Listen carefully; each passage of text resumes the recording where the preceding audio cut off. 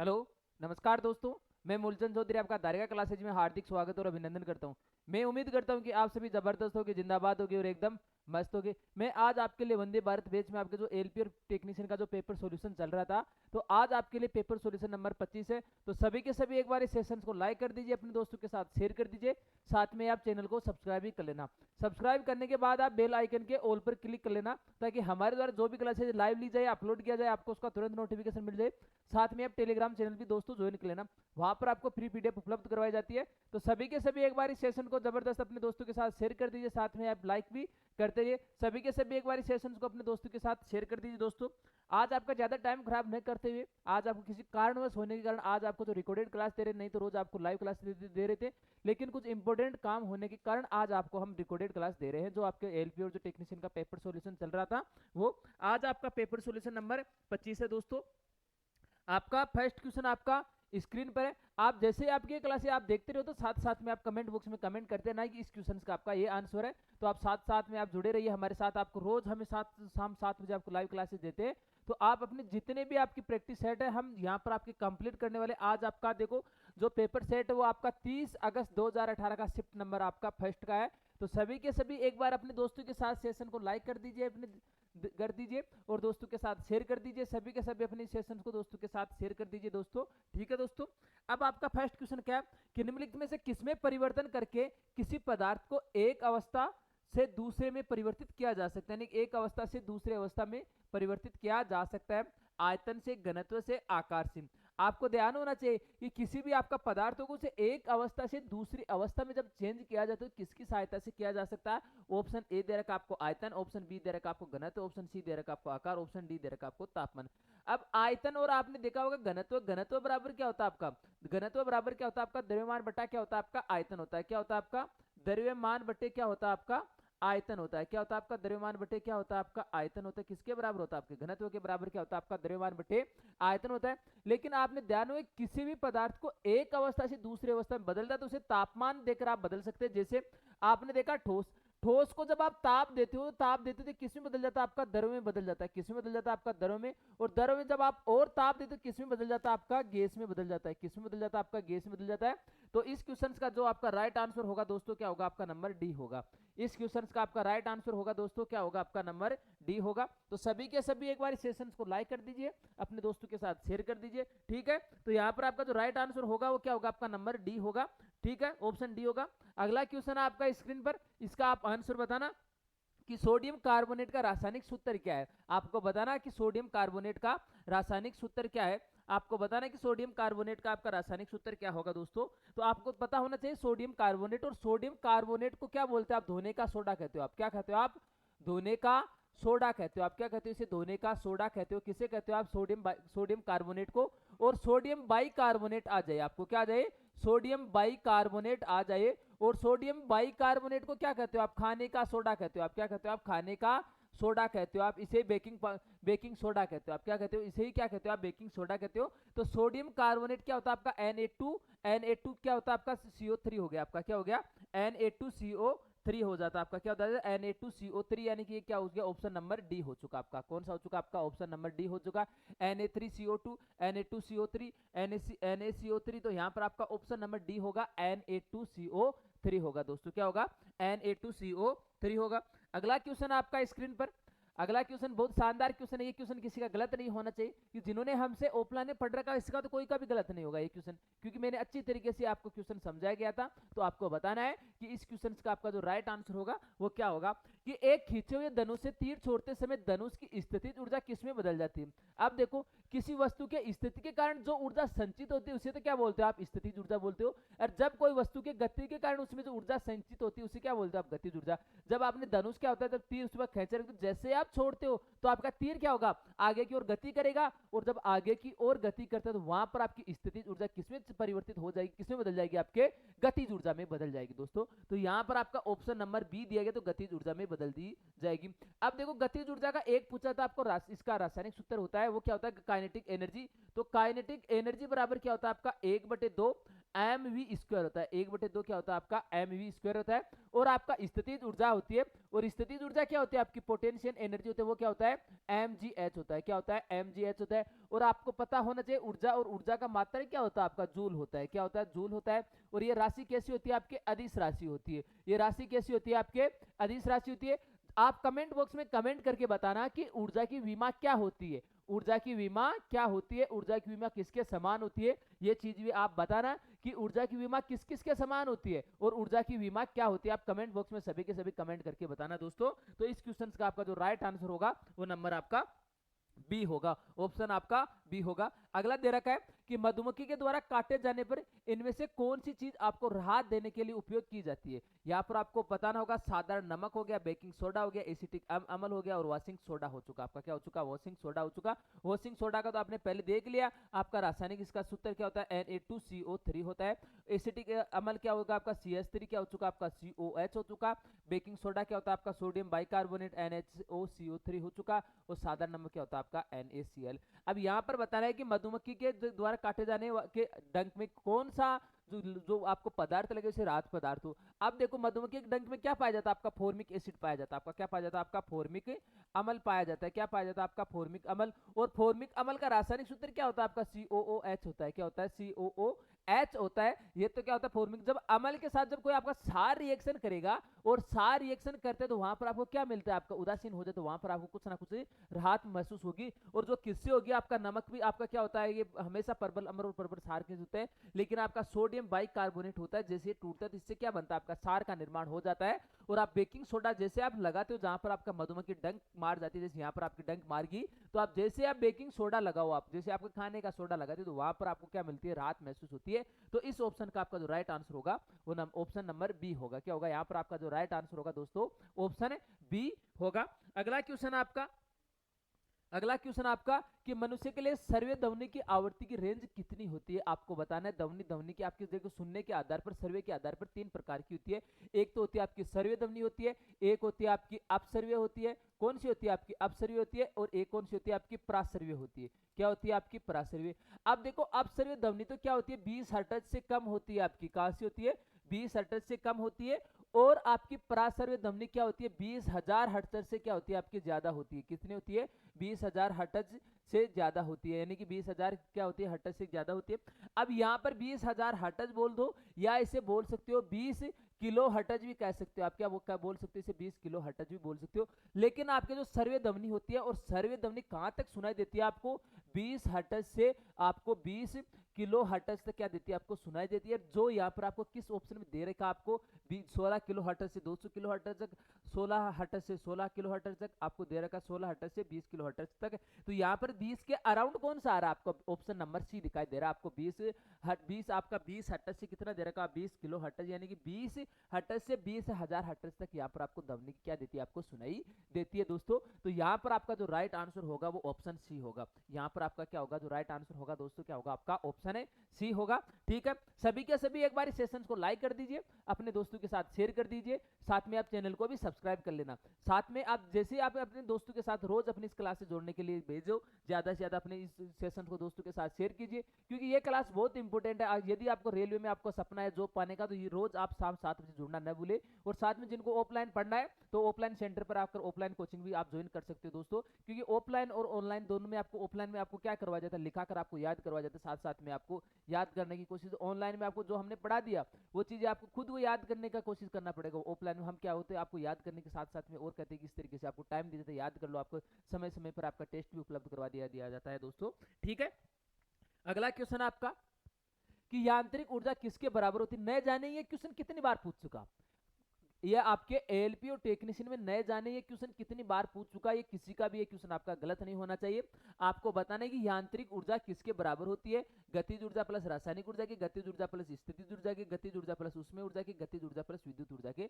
तो मैंने काफी बार बता दिया जहां पर भी आपको यांत्रिक ऊर्जा थी तो मैं इसके योग के बारे में हमेशा चर्चा करते आया हूँ क्योंकि ये क्वेश्चन बार बार आपको पूछा जाता है। तो यहाँ पर क्या होगा कि यांत्रिक ऊर्जा होती है वो गतिज ऊर्जा और स्थितिज ऊर्जा के योग के बराबर होती है। किसके बराबर होती है यांत्रिक ऊर्जा गतिज ऊर्जा और स्थितिज ऊर्जा के योग के बराबर होती है। जो आपका ऑप्शन नंबर क्या होगा आपका बी होगा दोस्तों। क्या होगा यहाँ पर आपका ऑप्शन नंबर क्या होगा आपका बी होगा दोस्तों। ठीक है सभी का यहाँ पर क्लियर ओके सभी का क्लियर हो चुका है नहीं हो चुका, ये बार यस या नो कमेंट बॉक्स में कमेंट करके बताना।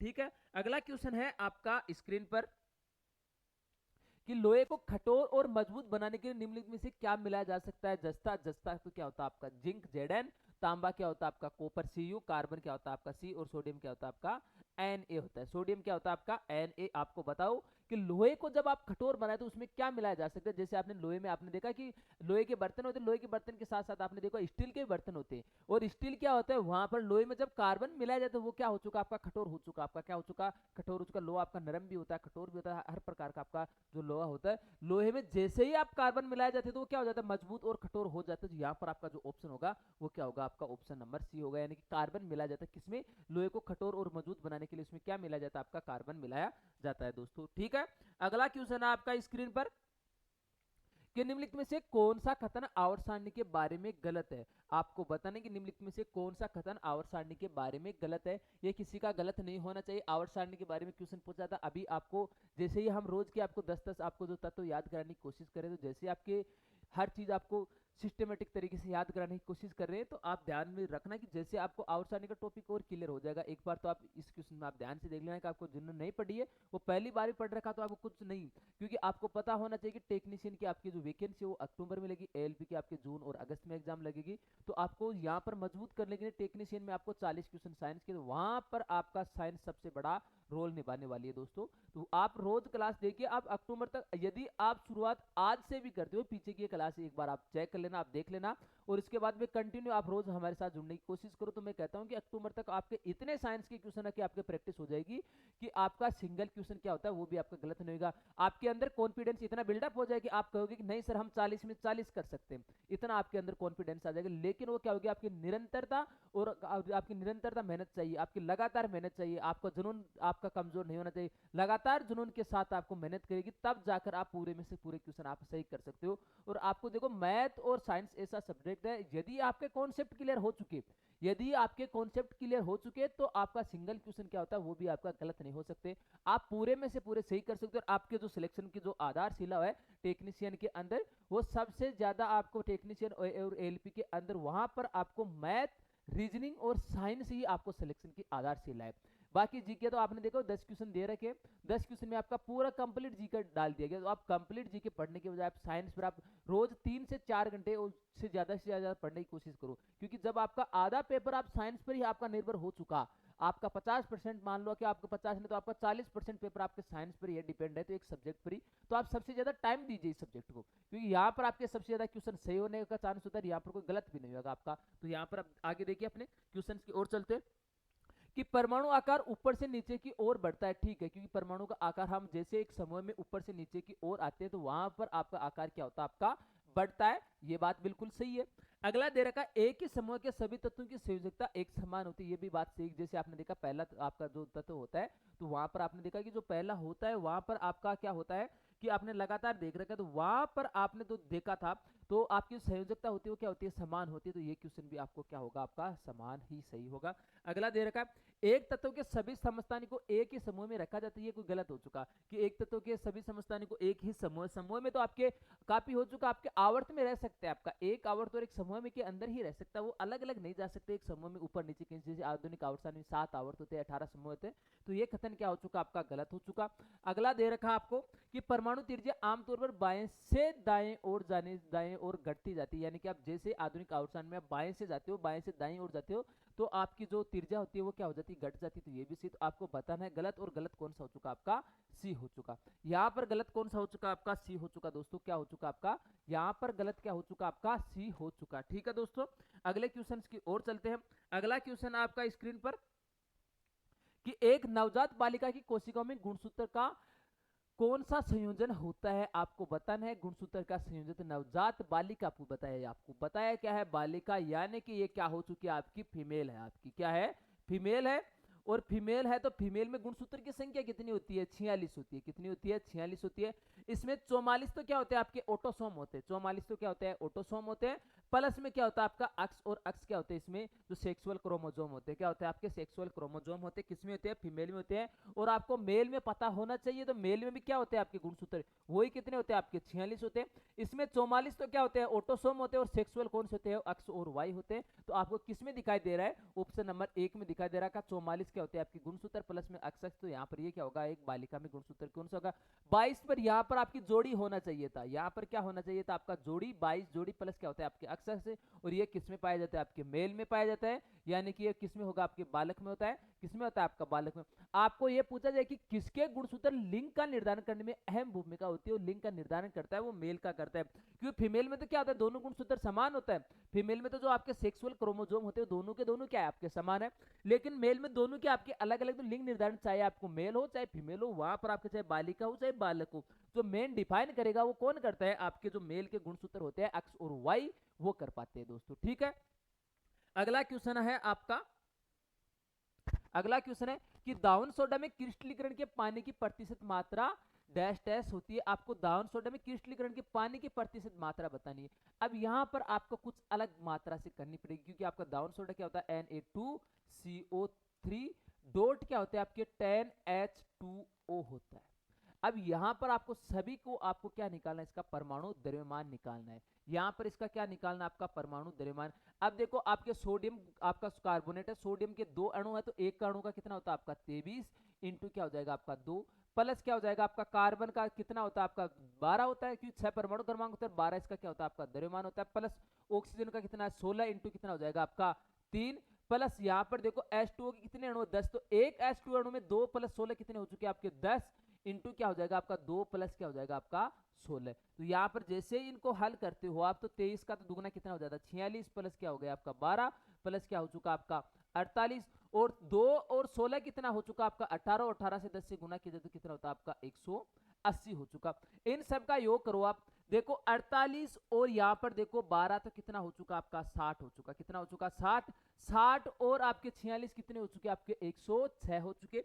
106 में जब आपका 180 जोड़ा जाता है तो कितना हो चुका आपका 286 हो चुका, आपका कितना हो चुका आपका 286 हो चुका।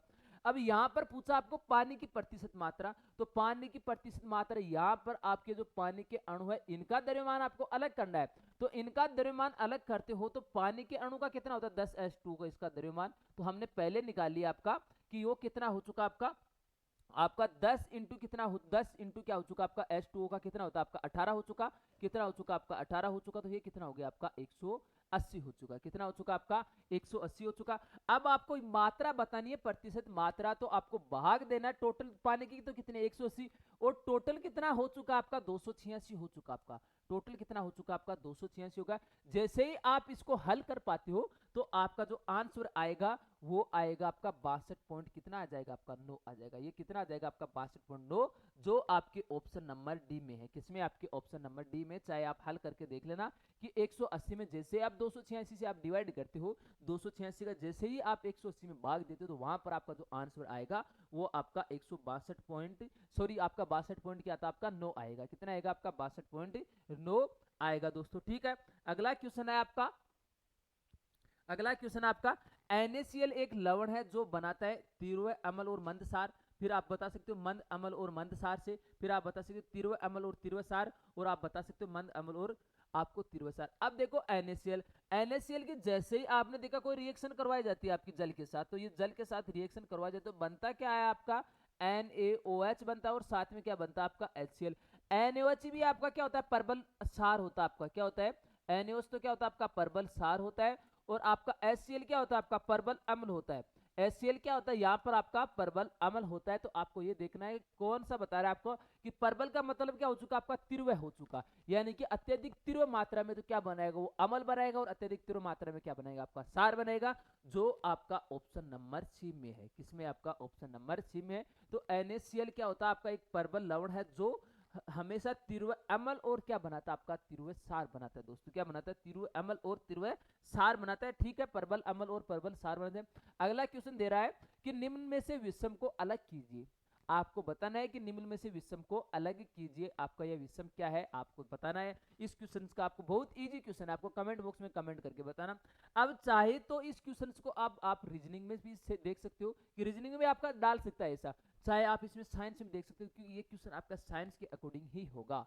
ठीक है, अब देखो आपका एल्यूमिनियम क्या होता है, आपका धातु होता है। एल्यूमिनियम क्या होता है, धातु होता है। आपका जो चांदी वो एजी होता है, आपका तांबा वो क्या होता है, आपका कॉपर होता है। और ये सभी के सभी क्या है, आपके धातु है। ये सभी के सभी क्या है, आपके धातु है। और आपका कांच क्या है, आपका अधातु है।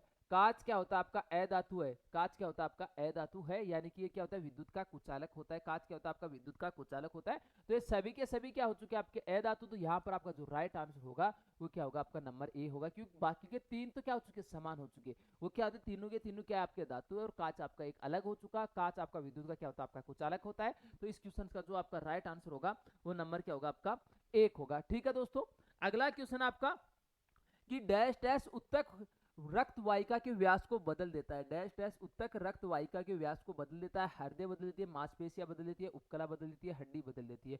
तो आपको बताना होगा कि इस क्वेश्चन का आपका जो राइट आंसर होगा दोस्तों क्या होगा।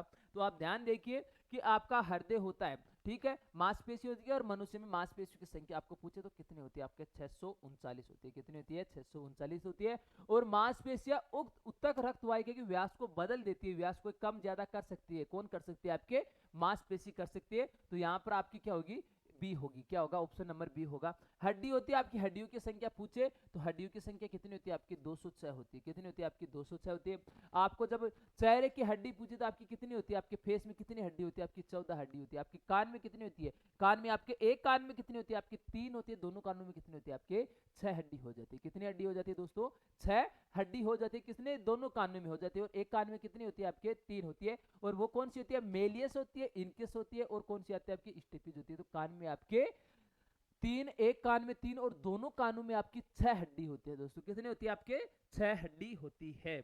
अगला क्वेश्चन है आपका स्क्रीन पे कि निम्न में से किस राशि का मान स्थान बदलने पर भी परिवर्तित नहीं होता है। घर्षण के कारण बल, वजन और गुरुत्वाकर्षण। वजन में तो क्या होता है, आपका वजन क्या हो चुका, आपका बार हो चुका। आपका क्या हो चुका, आपका बार हो चुका।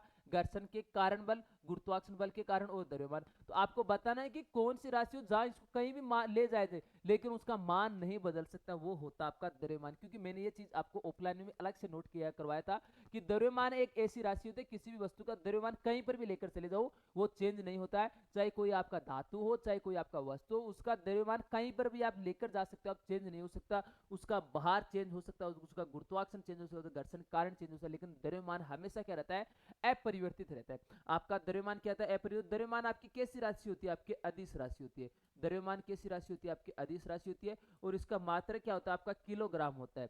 द्रव्यमान का मात्रक क्या होता है, इसमें आपका किलोग्राम होता है दोस्तों। ठीक है, सभी का क्लियर यहां तक। आगे चलते हैं हम, क्वेश्चन आपका नेक्स्ट क्वेश्चन आपका कि मनुष्य में पाए जाने वाला श्वसन वर्णक है। पिगमेंट डाल दिया यहाँ पर आपको, और पिगमेंट की जगह आप बोल सकते हो श्वसन वर्णक भी कह सकते हो। आप क्या कह सकते हो, आप श्वसन वर्णक है। तो आपको बताना है कि निम्नलिखित में से कौन सा आपका श्वसन वर्णक है।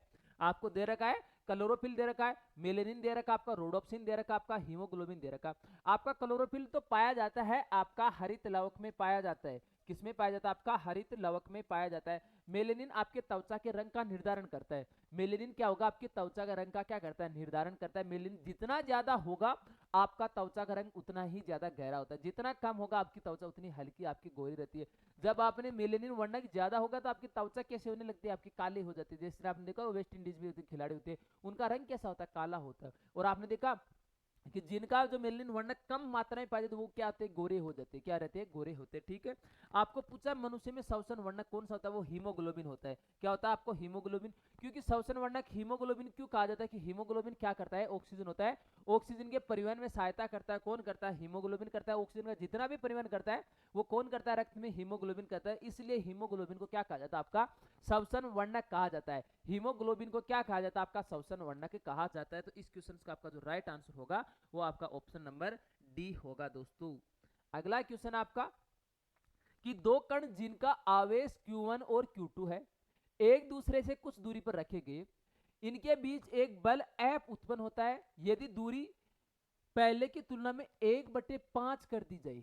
क्या कर दी जाए, 1/5 कर दी जाए। दोनों के बीच बल कितना होगा। अब देखो आवेश में बल क्या कहता है कि दोनों आवेशों के गुणनफल के तो क्या होता है, समानुपाती होता है। दोनों आवेशों के गुणनफल के तो क्या होता है, वो समानुपाती होता है। दूसरा, आपका जो बल होता है इनके दूरी के जो वर्ग के क्या होता है, व्युत्क्रमानुपाती होता है। क्या होता है, वर्ग के क्या होता है, व्युत्क्रमानुपाती है। तो दोनों का मान बनेगा तो क्या होगा, एफ समानुपाती Q1 Q2 अपॉन क्या होता है आपका आर का स्क्वायर। जब इनका मान आप आगे निकाल दो तो एफ बराबर क्या हो जाएगा आपका के, और के क्या होता है, ये आपका नियतांक होता है। और यहाँ पर Q1 Q2 अपॉन क्या हो जाएगा आपका आर का स्क्वायर हो जाएगा। ये हो गया। अब यहाँ पर बताया गया है कि 1/5 कर दी गई। आपको क्या कर दिया, यहाँ पर दूरी 1/5 कर दी। तो आप देखो इसी मान में आप दूरी क्या होता है आपका 1/5, और इसमें आपको मान करो कि 1/5 कर दी, और 1/5 का क्या हो चुका आपका स्क्वायर। तो ये कितना हो जाएगा आपका 1/25।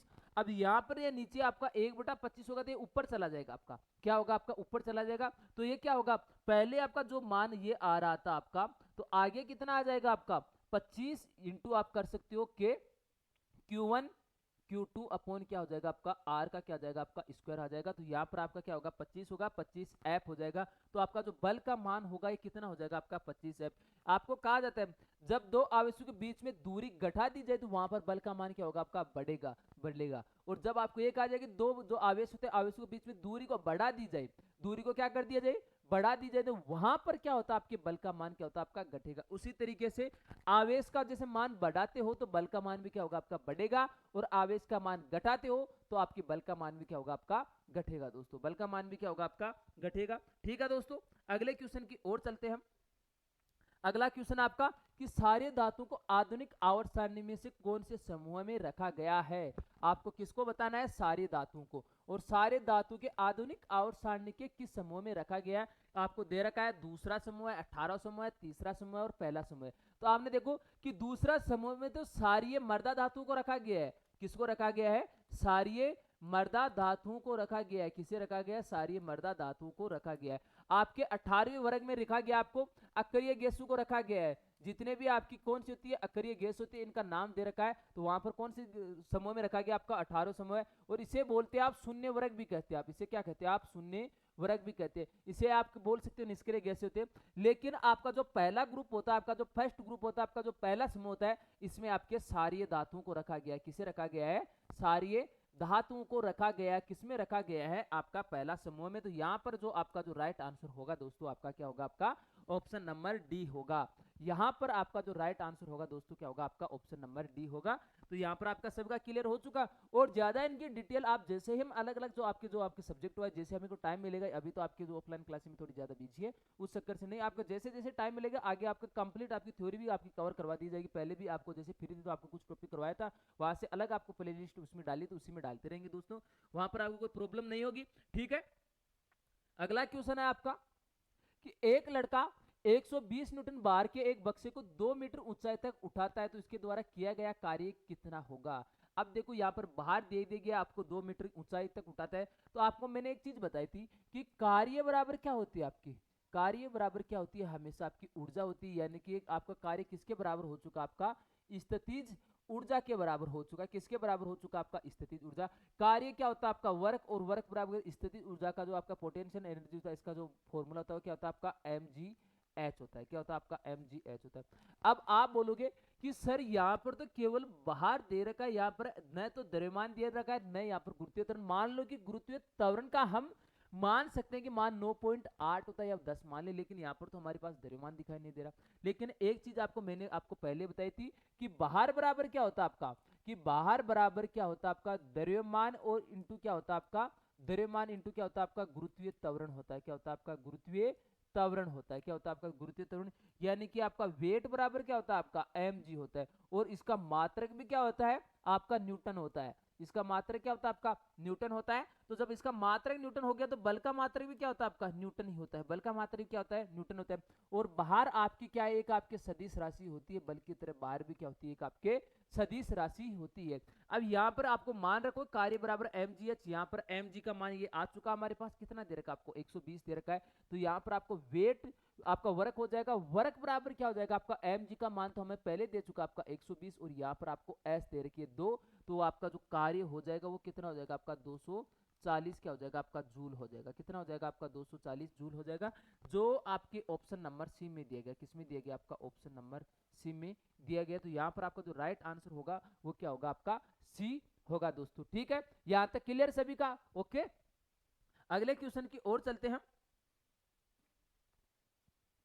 ठीक है दोस्तों, आज के लिए आपके लिए इतना ही था। तो सभी के सभी एक बार इस सेशंस को आप लाइक करते रहे, अपने दोस्तों के साथ शेयर कर दिए, साथ में आप चैनल को सब्सक्राइब भी कर लेना। सब्सक्राइब करने के बाद आप बेल आइकन के ऑल पर क्लिक करना, ताकि हमारे द्वारा जो भी क्लासेस लाइव ली जाए, अपलोड किया जाए, उसको आपको तुरंत नोटिफिकेशन मिल जाए, ताकि आपकी कोई भी क्लास छूट ना जाए। साथ में आप टेलीग्राम चैनल भी ज्वाइन कर लेना, वहां पर आपको फ्री पीडीएफ, साथ में समय समय पर आपको क्विज भी उपलब्ध करवाए जाते हैं। ठीक है दोस्तों, मिलते हैं आपको कल नेक्स्ट वीडियो में, तब तक के लिए जय हिंद जय भारत।